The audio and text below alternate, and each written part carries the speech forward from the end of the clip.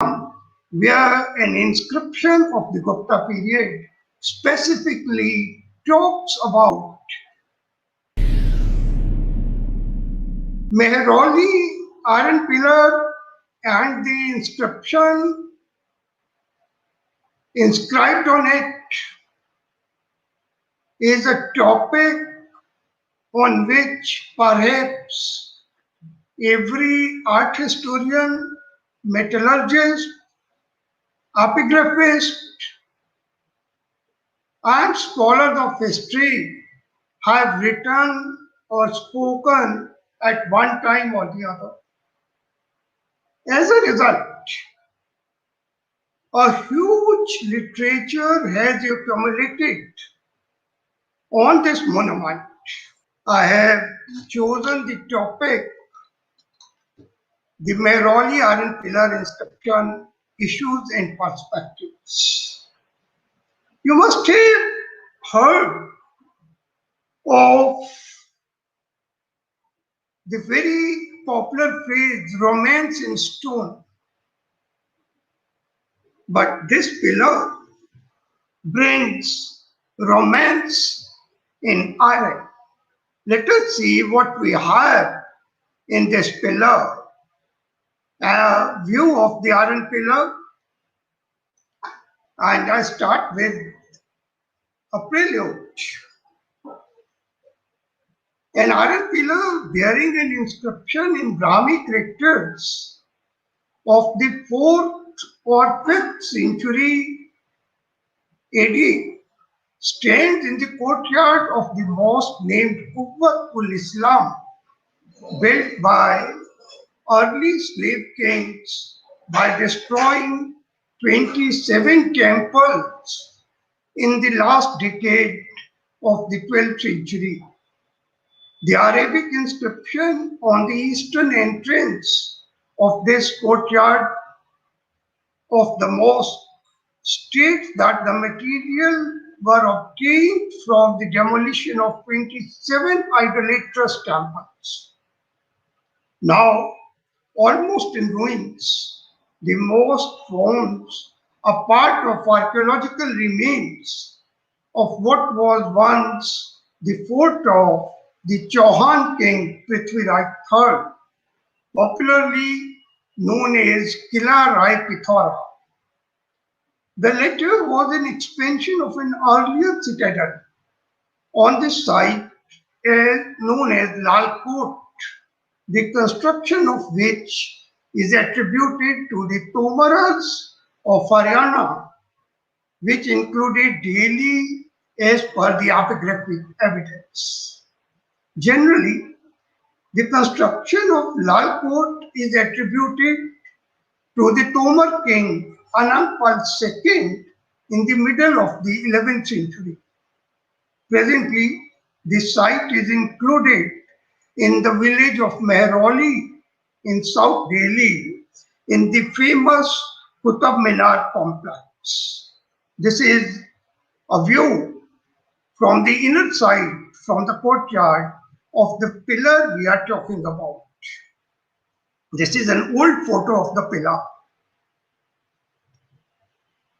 Now this pillar, from base to the top, is 23 feet 8 inches in height, though according to another measurement done by Mr. N.M. Ghosh, it is 23 feet 6 inches. But I feel the earlier measurement is correct. The pillar is veritably a wonder of ancient Indian metallurgical skill. It is made of malleable iron of 7.66 specific gravity by forge welding method. Such a specific gravity speaks for the purity of iron that ancient Indians were capable of getting and handling. It could not be even slightly damaged by a cannonball that was fired to test its strength and has merely left its mark on the pillar. The lower diameter of the pillar is 16.4 inch and the upper diameter is 12.05 inch. The diminution being 0.29 of an inch per foot. It weighs about 6 tons and standing in full majesty to this day, there is not a trace of rust on this pillar. The pillar has a capital, like I'm showing. The lower it is 3 feet 6 inch in height. The lowermost portion is like a reeded bell with a disc, plain looking disc on the top. Above that, there are 3 armlock discs as are used in Indian temple shikhar. Above that, there is another disc, and on the top is a square abacus which is 1 foot long. This abacus has a rectangular groove on the top which is 6 inches long and 15 inches deep for the flagstaff which is now missing. To my mind, as I shall be showing you later in my lecture, this flagstaff comprised of a chakradhvaj or the wheel of Vishnu.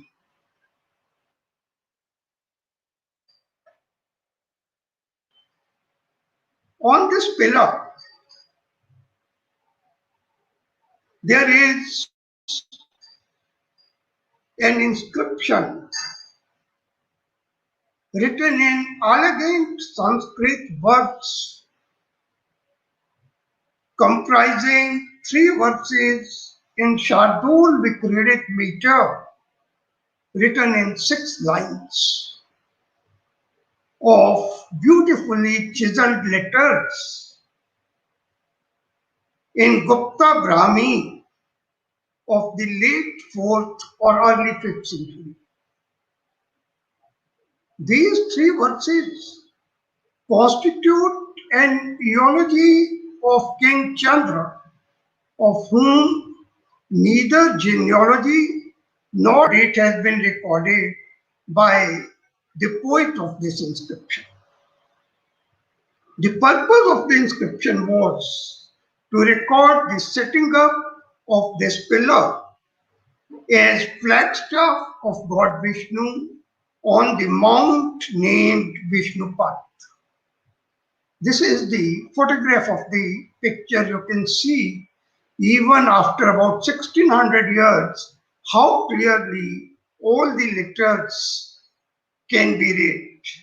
There is no ambiguity except for one letter in the last line which looks like dha, making the word dhavena as was read by Fleet, but it is clearly a slip of chisel by the engraver, and the correct reading has been given by several scholars as bhavena. This is another picture of the complete inscription, and here is the text. I'm omitting the reading of text because we shall be needing lot of time for our discussion on other issues.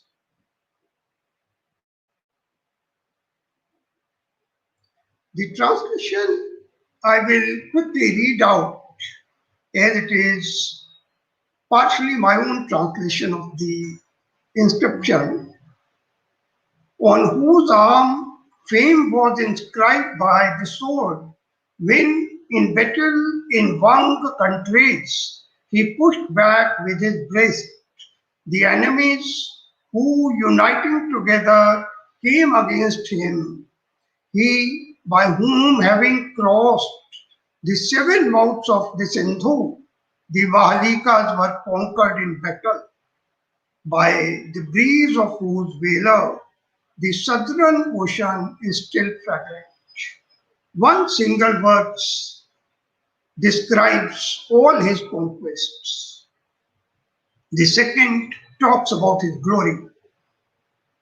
The great glory of him who had destroyed his enemies does not even today leave this earth, like the glow of fire which has become extinct in the great forest, and who, like the glory of a king who has resorted to the other world, having abandoned this earth as if tired, and has gone in bodily form to the world won by his actions, though he is abiding on this earth by means of his fame. Fleet and Bhandarkar have given slightly different translation leading to various conclusions. I will be discussing that later on. Third verse contains the purpose of the inscription and the pillar, which reads, by him who enjoyed for long time the sole supreme sovereignty on the earth, acquired by his own arm, and who, having the name Chandra, and bearing the beauty of countenance like that of full moon, having fixed his mind with full devotion upon Vishnu, this lofty flagstaff of the divine Vishnu was set up on the Mount Vishnupad. Now, this inscription raises four main issues besides several others. First is who this Chandra was. It is not, no clue is given in the inscription except his conquests. So identification of Chandra is a hotly debated topic. Second, conquest of Chandra over Vanga, Dakshinapat, and Vahalikas, crossing seven mouths of the Indus, had to be justified with the conquest of the king we identify as Chandra of this inscription. The second verse has raised a problem which is, as Bhandarkar has commented, a hard nut to crack, whether this record is a posthumous record or it was written when the King Chandra was still alive. And fourth, in which I'm going to share some very fresh evidence with you with a new identification, is the identification of Vishnupad Giri or Mount Vishnupad. Let us first take up identification of Chandra.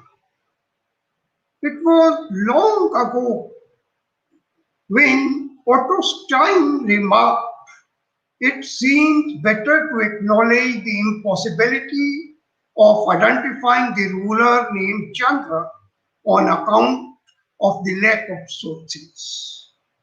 But more than a century after Otto Stein, we see that at no given time any scholar agreed with him, and there are multiple attempts to identify Chandra on the basis of the data contained in this inscription. We'll have a brief survey. I will not go through the arguments and explanations of well-known theories, but shall confine myself to the discussion which is absolutely necessary and fresh. Oldest theory is that Chandra should be identified with Chandragupta Maurya. It was first given by Mr. H.C. Seth, who proposed that the contents of the inscription fit the description of the great Mauryan ruler, founder of the Mauryan dynasty. But he was aware that the script paleography of the inscription does not fit Mauryan paleography. So he proposed that the inscription was written by Chandragupta but got defaced with the passage of time, and Chandragupta II got it re-engraved. This single argument, besides the fact that Chandragupta Maurya never ruled over Bactria, Vahadi, his conquest over South India is not known. Whether he was a Vaishnav is not known. But the fact is that if an inscription did not get defaced in 1600 years, how can it get defaced in 600 years between Chandragupta Maurya and the Gupta period? B.P. Sinha, who claimed that he was not aware of Mr. Seth's arguments, revived this theory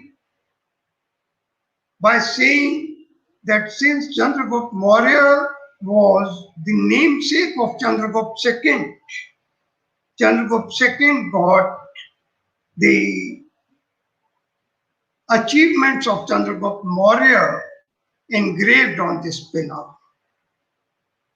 The argument by itself cuts no ice. We don't have a single such example in Indian history where a king was epigraphically glorified 600 years after his time. Then, long ago, Professor Ramesh Chandra Majumdar proposed to identify King Chandra with the famous Kushan king Kanishk I. His basis was a Khotanese manuscript in which Kanishk is referred to as Chandra Kanishk. But that single reference has no bearing on this inscription because none of the contents in 3 verses fit the description of Kanishk I. This was realized by Majumdar at a later stage, and while editing Comprehensive History of India Volume 3, he himself changed his view in favor of Chandragupta II. So we need not go further into this discussion.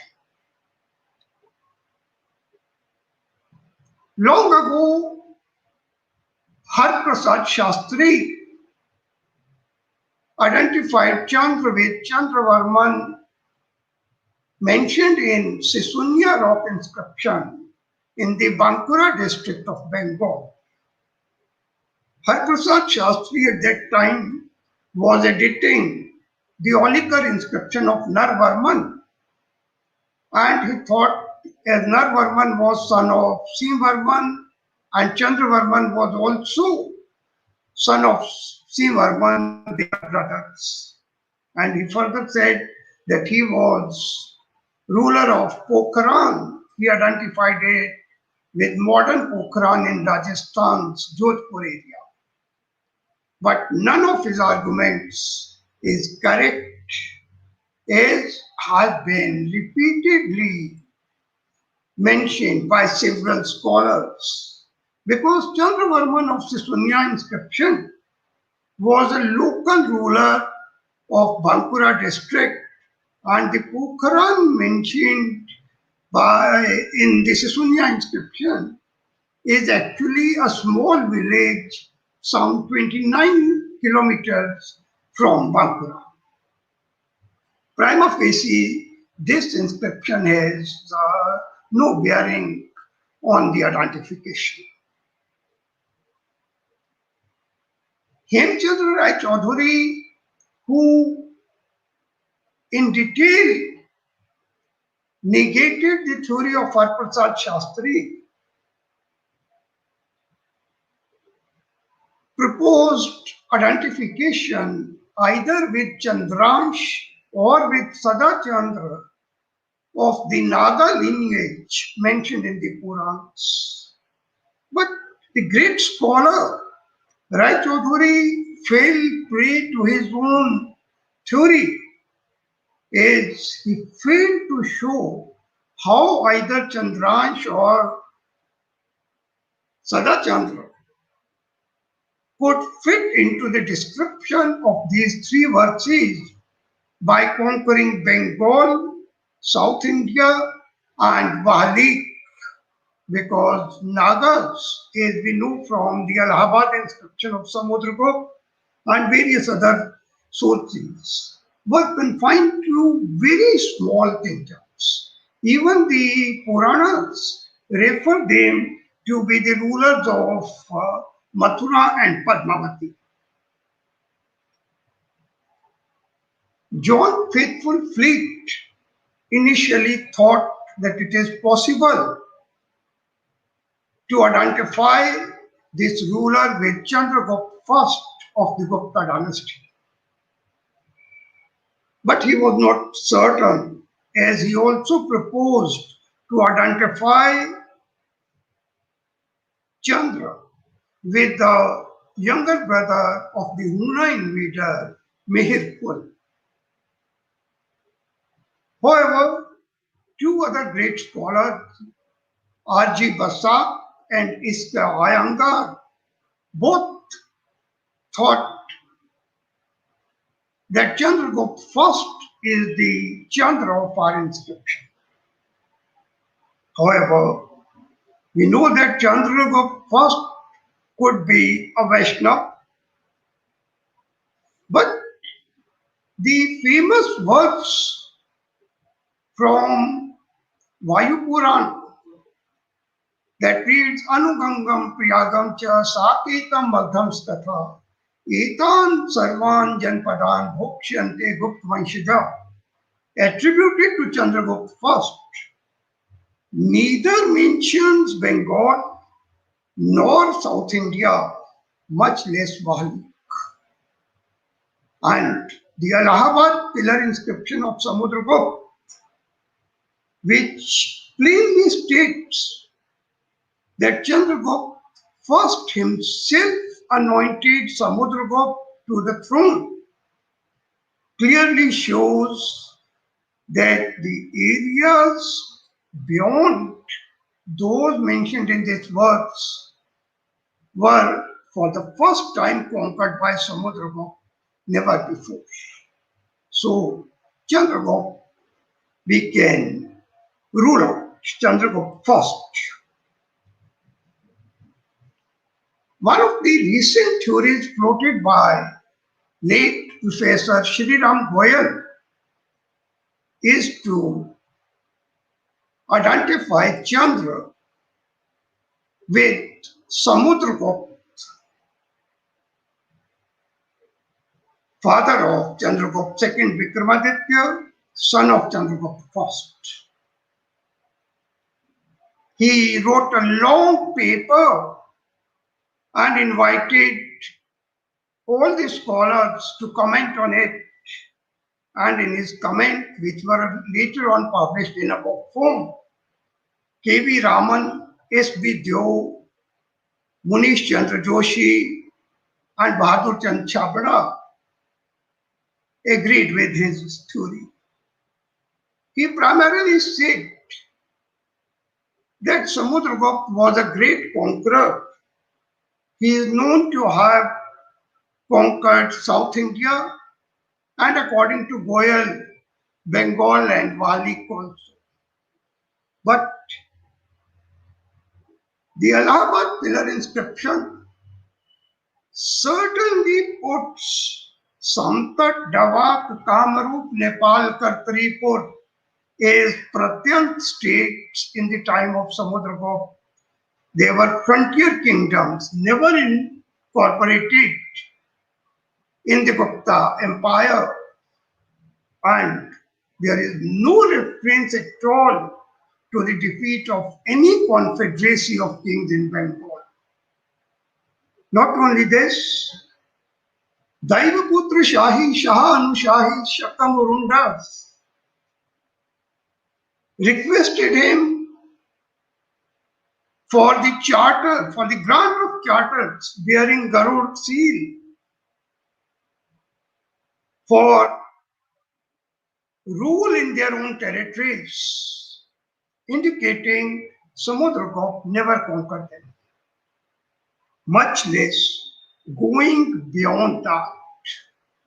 It was not possible through Punjab also, if we take Sap Mukhani to be Punjab, because all the tribes in the northwest, Malav, Arjunayan, Yodhya, Madra, Kabir, they submitted to Samudragupta on their own, never giving him an opportunity to attack them. Thus, Goyal's theory cuts no ice at all. But Goyal was fully aware the difference in the name Chandra and Samudra. So he resorted to a verse quoted by Vaman in his work Kavya Alankar Sutra Vritti, in which Vaman has quoted the famous Buddhist scholar Vasubandhu as Chandra Prakash Tanya Chandragupta, son of Chandragupta, known as Chandra Prakash. He takes Chandragupta as Chandragupta first and Chandra Prakash as Samudragupta. But as pointed out by several scholars and competent authorities, the date of Vasubandhu itself is controversial. And Parmarth in his commentary has given an absolutely different version. According to one theory, which is very cogent, if we take Chandragupta to be Chandragupta second and Chandra Prakash as Kumargupta first, it makes some sense because Kumargupta first had several titles like Vyom, Shashi, Chandrakul, Amal, etc. on his coins, which are well known. But simply relying on a quotation by Vaman, we cannot accept Goyal's theory. Why? Because the inscription tells us something else. A very crucial point which Goyal missed is given in the third verse of the Mehrauli inscription, where we are told Chandra Samagari, Chandra Ahavin. Here the word Aha, according to Sanskrit lexicons, have only one meaning, personal name. The person whose personal name was Chandra put up this pillar. Samudragupta, even if he had epithet Chandra Prakash cannot be the author of this inscription because Chandra was never his personal name. And in Indian tradition, grandfather, father, and son, three generations cannot have the same name, Chandra.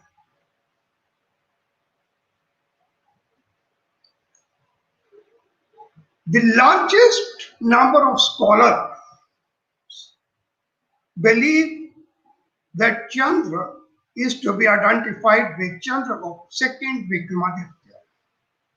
Vincent Arthur Smith, A.F. Hornley, Kashi Prasad Jaiswal, Dinesh Chandra Sarkar, Jagannath Agrawal, R.N. Dandekar, Budh Prakash, R.C. Kar, V.S. Pathak, B.N. Mukherjee, K.D. Bajpai, Ajay Mitra Shastri, Lalanji Gopal, K.G. Krishnan, K.K. Thaplyal, K.V. Raman, Joanna Williams, A.L. Basham, Susmita Pandey, Michael Willis, and a host of other scholars, including the present speaker, believe that it was no other than Chandragupta II Vikramaditya who should be identified as Chandra of this inscription.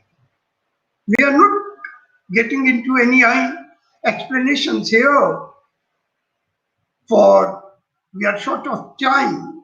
But what I'm going to take up next, the achievements or the conquest of Chandragupta or Chandra of this inscription, it will become very clear from those that the author of the inscription can be no other than Chandragupta II.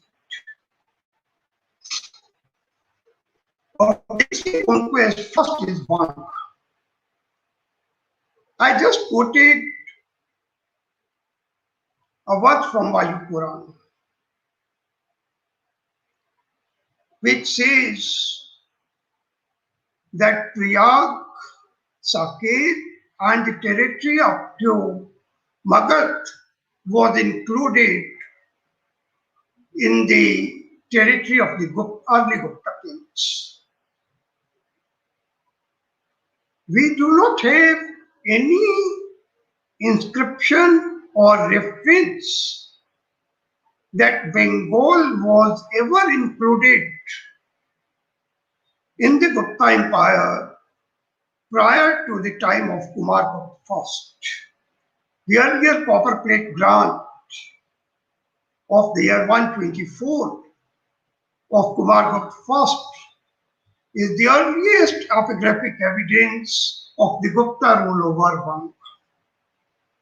The Puranas, however, tell us that Odar, Kundar, Apondra, and Vanga shall be ruled by Dev Rakshit, that is Devgupta or Chandragupta II.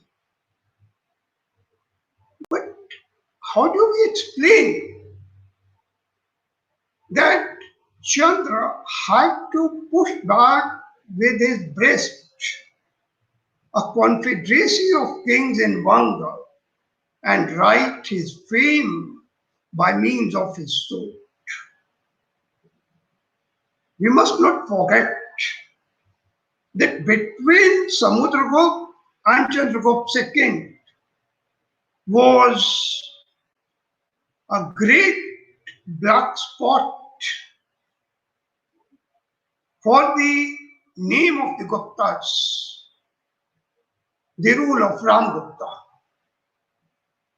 After the defeat and surrender of Ramgupta to an unnamed Shaka king, the prestige of the Guptas must have reached its lowest ebb, and several kings who were conquered by Samudragupta or subdued by Samudragupta must have raised their heads. Taking this opportunity, probably the kings of Eastern India, like Chandravarman, made a confederacy and attacked Chandragupta II. But Chandragupta II rose to the occasion and not only conquered these kings, but eliminated them and incorporated whole of Bengal in the Gupta Empire, which is referred to in the Puranas. Then we are told that with the breeze of whose Vela, the southern ocean is still fragrant. From sources, known inscriptions, Chandragupta II Vikramaditya is not known to have conquered South India, but Sarvadakshina Pathraj were subdued by Samudragupta. So how do we account for it? Again, after the Ramgupta episode, there must have been rising in the south, and it is possible that Chandragupta II had to once again march against some of the southern kings to establish his supremacy. This is briefly indicated by an inscription in the Udaygiri caves near Vidisha in Madhya Pradesh, where the Minister of War and Peace, or the Foreign Minister and Defense Minister of Chandragupta II, namely Vijay Shah, dedicated a cave and put up an inscription which records the conquest of the entire earth by Chandragupta II, when he says, Kritsan Prithvi Jayarthen Ragyavai Sahada, that he visited the place in the company of the emperor when the emperor was intent upon conquering the entire earth. Now, the entire earth out here cannot be taken to defeat one or two kings, probably the Shakas as mostly interpreted, but much beyond that. And Southern Ocean is only fragrant with the breeze of his Veda. He never incorporated it in his empire. The stories of his Vela spread throughout the length and breadth of the subcontinent. And as we see, they have come down to us even today by stories of Vikram and sometimes Vikram and Betal and so on. Last but not least, the most important is having crossed the seven mouths of Sindhu, the Valikas were conquered in battle.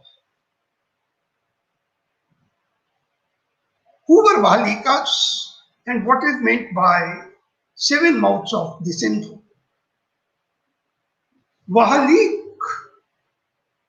is a well-known geographical term applied to the present-day northern Afghanistan's area of Mazar-e-Sharif, which was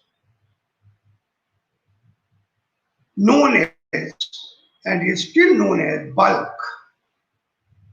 Valik is Sanskrit form of Balkh, but some scholars have confused it with the term mentioned in the Mahabharata, Vahik or Bahik, which is applied to the central Punjab or Aratta the Chenab Doab between Ravi and Chenab, the area of Sialkot. There is marked difference between the Wahali and Vahi. But if we, for the sake of argument, accept that Vahik and Bahik is same central Punjab, then how did Chandra cross 7 mouths of the Indus? Normally, rivers of Punjab are taken by the supporters of central Punjab theory. However, there are only 5 rivers of Punjab, and to reach Arat, only 3 had to be crossed, not 7. Consciously or unconsciously, these scholars have Sapt Sindhu, a term applied to Vedic Punjab, in mind.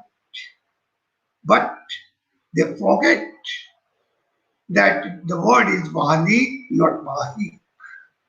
And the term used is 7 mouths of the Indus, not tributaries. Tributaries are not mouths of the river.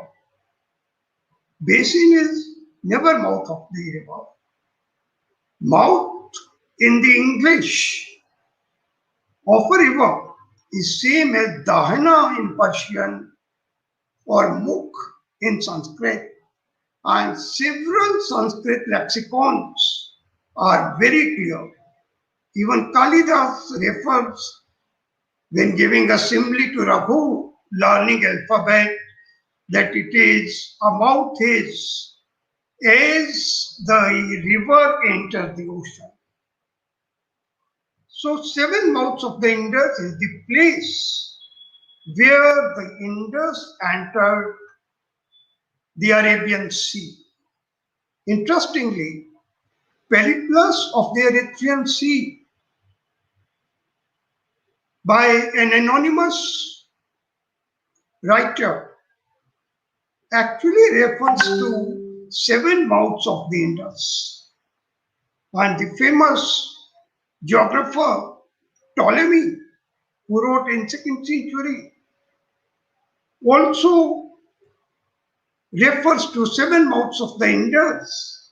He not only refers to the mouths of Indus, but gives names of all 7 as Sagapa, Sinthan, Crison, Carifron, Sapare, Sabalese, and Lonibia.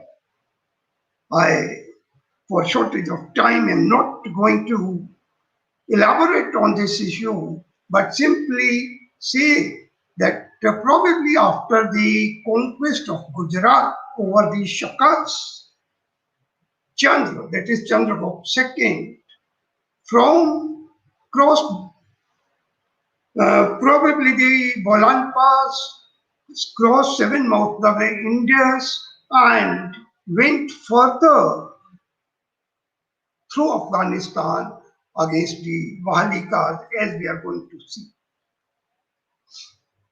Very interestingly, in the 4th canto of Raghuvansham, Kalidas gives a detailed account of the conquest of Raghu, the legendary king. But is now well accepted by several scholars. In the guise of Raghu, Kalidas was actually describing the conquest of his patron, probably Chandragupta II. He tells us that how Raghu first defeated the Parsikas. I am tempted to give detailed description, but can't because of the time. He tells us of the flowing beards of the Parsi or Persian soldiers, beautiful faces, fair complexion of Persian women, which was maligned by the dust raised by the cavalry of King Raghu, here Chandragupta II. Kalidas talks of Ashwasadhana and again gives description that the cavalry of Raghu passed through the saffron fields and the means of horses was fragmented with the pollen of saffron flowers. Here he is very realistic, as we know that northern Afghanistan is known for some very good variety of kesar or saffron. Ultimately, Raghu reaches Vangshu, that is Oxus, where his horses and his army bathe in the river Vangshu, and on its banks they rest, and thereupon Raghu defeats the Hunas. This is the earliest reference to the Hunas in Indian literature, and we know that in the end of 4th century or in the beginning of 5th century, the barbarian Hunas of Central Asia had arrived on the banks of Oxus, from where they made attacks on the Persian Empire, so on Sasanians. But to nip the evil in bud, Chandragupta defeated these Hunas on the banks of Oxus itself. Suddenly jumping from the Oxus, I'm bringing in another piece of evidence. Late Professor H. Dani, who surveyed Karakoram Highway in Pak-occupied Kashmir, the region of Hunza, came across a number of graffiti inscriptions written in Gupta Brahmi characters, which were later on published by Professor B.N. Mukherjee in Journal of Bihar Research Society. These inscriptions refer to a king named Shri Chandra. I've given some examples only. Out of the 18 inscriptions, some of them read Samvat Shri Vikramaditya Jayati Shri Chandra, Shri Chandra, Shri Chandra, Harishen E Dharma Chakra Pratishtita Chandra Shri Dev Si Samprapta Chandra Shri Deva Vikramaditya. These inscriptions leave no doubt at all that they refer to the only king of this name known in Indian history, Chandragupta II Vikramaditya, who was also known as Devgupta.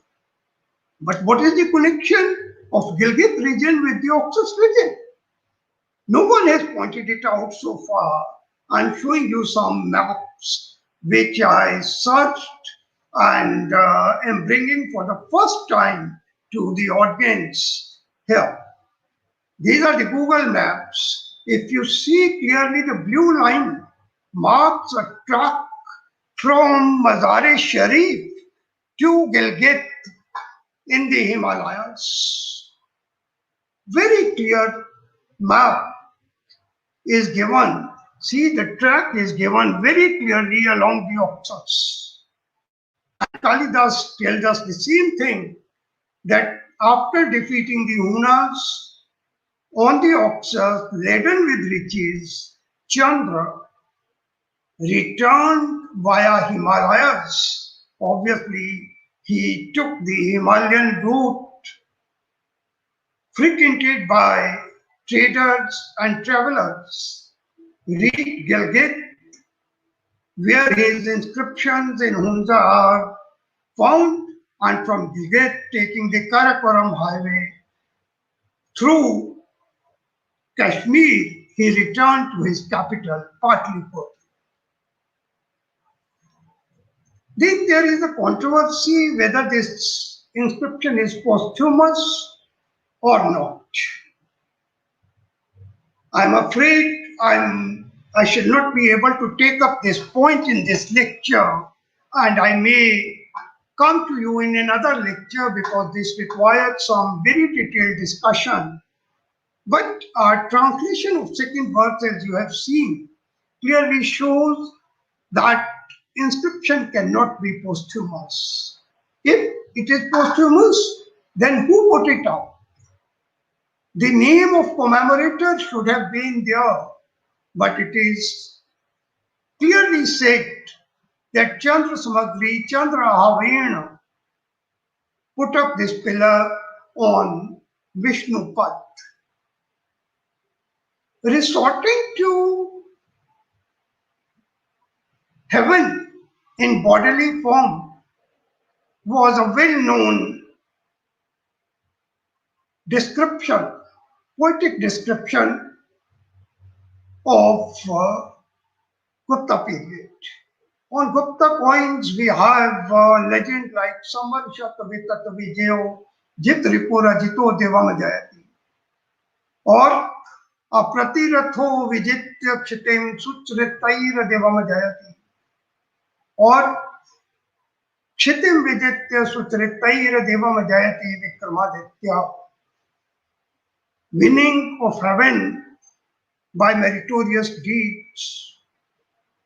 This is what is referred to in the second verse, that his fame, like the smell of a burnt out forest, does not leave this earth, though he has conquered heaven by his meritorious deeds. Now we come to the most vexed question, the identification of Vishnu Padgiri. Again, I think earlier theories which I wanted to take up, I had to give up for want of time. Vishnu Padgiri has been variously identified with Mathura, with Haridwar, with Delhi itself, with the spot near Gurdaspur on the banks of river Byas, with Gaya in Bihar, and with Udaygiri near Vidisha in Madhya Pradesh.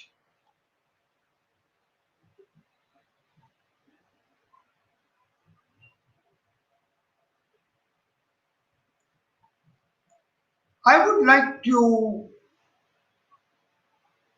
forego all these theories by simple two or three sentences because we know Delhi is not a hill. Haridwar, Har ki Pauri, it is not Hari ki Pauri. And the verses quoted from the Ramayana and the Mahabharata by Chakravarti, K.P. Jaiswal, by J.C. Ghosh, D.R. Bhandarkar, have failed to pinpoint the location which can be Vishnu Pad, because there is no point on the banks of Vyas which can be seen from Vishnu Pad mountain or any place known as Vishnu Pad. Udaygiri was a famous art center. There is a temple of the Guptas, but it was never known as Vishnu Pad. And a stone pillar near temple stand, there couldn't be two pillars.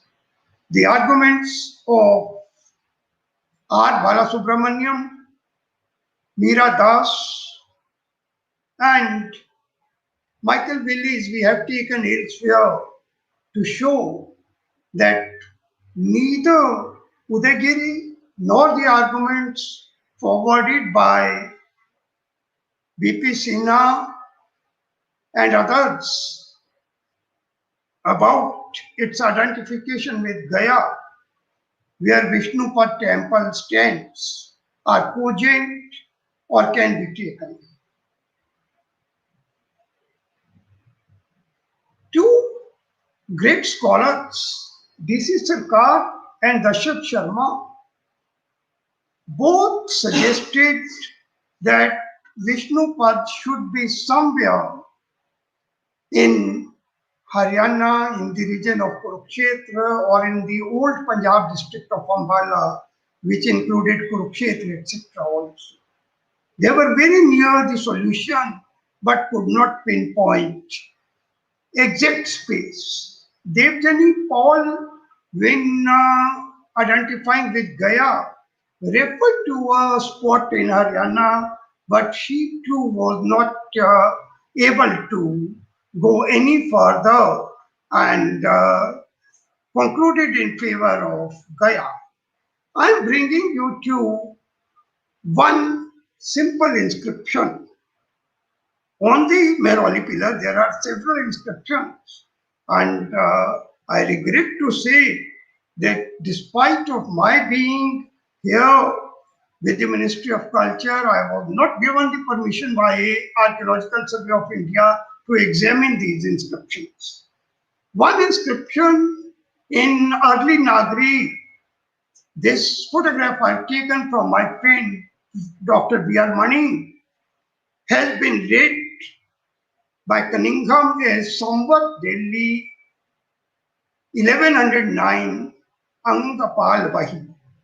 Dayaram Sahani, writing in a memoir of Archaeological Survey edited by J. Page, also read Samvat Delhi 1109 Angapal Vahi. But Professor Mani was the first to give a different reading, Samvat Kinli 1109 Angapal Vahi. This is the correct reading I have examined myself. Since the letter words are up and down, I have corrected the reading to Samvat 1109 Angapal Kinli Badi. That means the pillar was established or installed by Angapal in Samvat 1109, that is 1052 AD. Cunningham has also recorded a long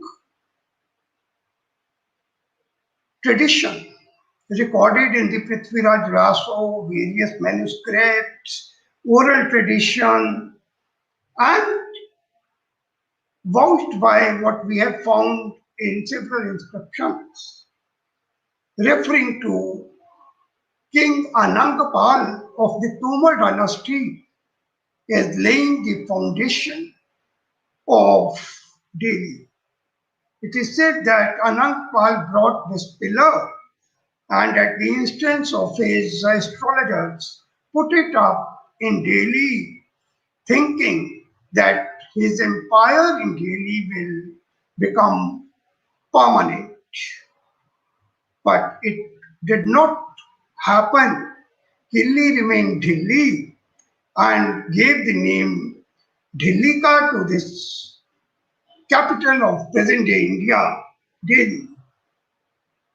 We have searched and found references in several contemporary inscriptions like Palambauli, Sarban, Bijolia, Narayana, Ladnu, Kumbalgarh, etc., where it is specifically said that Delhi was known as Yoganipur. It was founded by the Tomars, and because of the pillar, it is now known as Dhillika, not Delhi or Delhi. It is only anglicized form that Dhillika became Delhi for the British and Delhi for the Muslims of medieval period. So Anangpal brought this pillar. From where did he bring it? Could Anangpal bring this pillar either from Haridwar or Mathura or Udaygiri or Gaya? There are only two ways of bringing an object like Mehrauli Pillar, either by way of conquest as a trophy of war or as a gift. Tomars under Anangpal were never strong enough to go beyond Delhi in the east. Mathura was under Gahadwans. Udaygiri was probably under Paramaras. Gaya was still under the Palas. None of the areas ever identified as the original spot of this pillar was part of Tomar Empire, and Anangpal is not known to have fought any war against any of these. Then how could he bring such a grand pillar from any of these places and put it up in his newly founded capital at Delhi? An impossible thing. I can give several other detailed arguments, but they are not possible. My forthcoming book on this work contains a detailed account. I hope it will be in your hands very soon.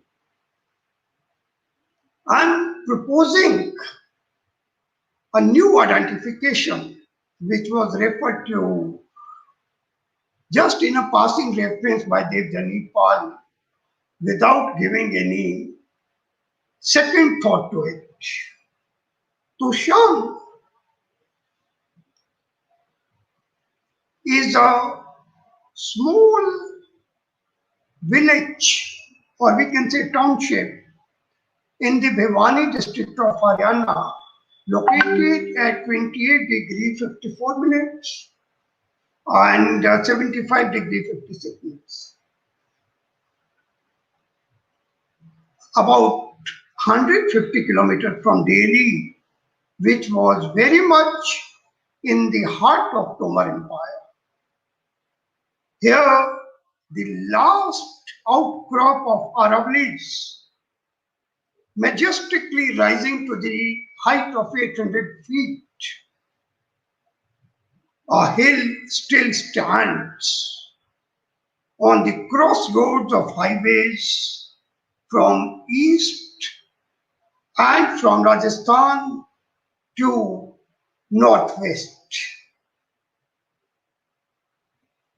Cunningham surveyed this spot, and this is an eye copy from the reports of Cunningham, where an inscription of the Gupta period specifically talks about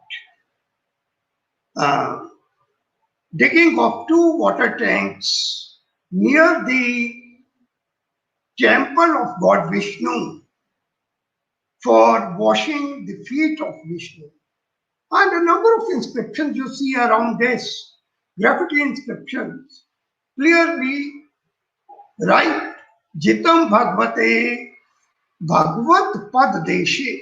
Now, Bhagavat Pad Desh mentioned in this inscription and in graffiti inscriptions is an exact synonym of Vishnu Pad. And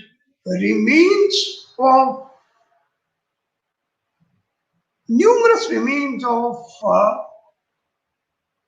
temples and construction from Kushan period onwards can be found in abundance on this hill. Like I show you some photographs, not discussion.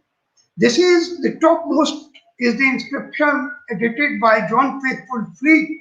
He too missed the real record of this inscription, true meaning, and failed to highlight to Sham, though he edited the inscription in the Corpus Inscriptionum Indicarum Volume 3 in 1888. This is the picture of the hill. See how majestic It stands, and at the top of this, during my field work, I found the traces of contours of a temple that probably belonged to the Gupta period but still awaits full excavation. These are the remains of uphill. You can see the brickwork on the side of the hill, how enormous it is. Another view of the remains, and you see the carved bricks, Kushan and Gupta bricks, mottled, buff, red sandstone, architectural members, sculptures can be found truckloads on this hill if one cares to survey it, as I have done personally about a dozen times. Now I come to the most stunning evidence. Along the inscription I have just mentioned on the boulder, halfway up the hill, is this wheel carved with a pillar, if you see, with the rectangular abacus at the bottom. Why would anyone carve such a pillar with the wheel top if no such thing ever existed on this hillock, which is not known even to local residents at present? If you go to Tusham and ask the local people, most of them are ignorant of this. But we had to uh, do some hard field work to see this. It was not possible to take photograph of the entire inscription, but I particularly took photograph of this inscription with eye copy of this is given by Cunningham also. See the wheel, how beautifully carved on the boulder. And how we reach this place? This is another wheel on another boulder carved at the same place. People were carving wheels on stone at that time during the Gupta period shows that some wheel standard was there. This is the way we had to reach the place to examine the inscription. If you see this photograph, it will be clear to you that the way I am standing like a monkey, it is a very uphill task to survey, but very fruitful. Now, latest, this image of Vaman has been discovered from the top of that hill by some private people, and they have deposited it with the Department of Archaeology in Haryana. The existence of this uh, image very much shows that it is a Vaishnav site. Now, to sum up, we have epigraphical evidence that the place was known as Vishnu Pradesh.